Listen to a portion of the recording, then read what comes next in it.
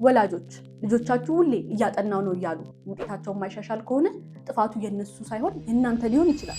አብዛኞቻችሁ ወላጆች ልጆቻችሁ ላይ ተጽዕኖ ታሳድራላችሁ እንጂ ግቦቻቸው ላይ እንዲደርሱ የሚያግዟቸውን መንገዶች አታሳዩአቸው። የጎደላችሁ ነገር ምንድን ነው? እስኪ አንዳንድ ነገሮችን ልንገራችሁ። ልጆቻችሁ መጽሐፎቻቸውን ይዘው ጠረጴዛ ላይ ለ3 ሰዓት ስለተቀመጡ ብቻ እያጠኑ ነው ብላችሁ አታስቡ። እንዴት እያጠኑ እንደሆነ ካልተከታተላችሁ ጊዜያቸውን እንዲያባክኑ እየፈቀዳችሁላቸው ነው ማለት ነው። ልጃችሁ መጽሐፍ ላይ መስመር ዝም ብሎ እያሰመረ ከሆነ እያጠና ነው ማለት አይደለም።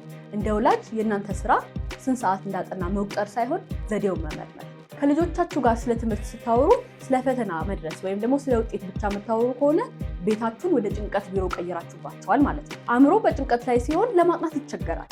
መሳሳት እችላለሁ የሚል ስሜትን ካልፈጠራችሁላቸው ነገሮችን ይደብቁና በኋላ ይረፍዳል። አንድ ግንበኛ አለመዶሻ ቤት እንዲሰራ አታዙትም አይደለም? ታዲያ አንድ ልጅን የጥናት ዘዴ ወይም ደግሞ የሚጠቅመውን መንገድ ሳታሳዩ ትምህርትን እንዲረዳ ትጠብቃላችሁ? ጉልበታቸውን እንዴት እንደሚጠቀሙና ትምህርቶቻቸውን እንዴት ከፋፍለው ማጥናት እንደሚችሉ ካላሳያችኋቸው ጫማቸውን እርስ በርስ አስራችሁ ሩጡ እንደማለት ነው። ወላጆች የጥናት ፖሊስ ከመሆን ይልቅ ለልጆቻችሁ የጥናት ረዳት ነው።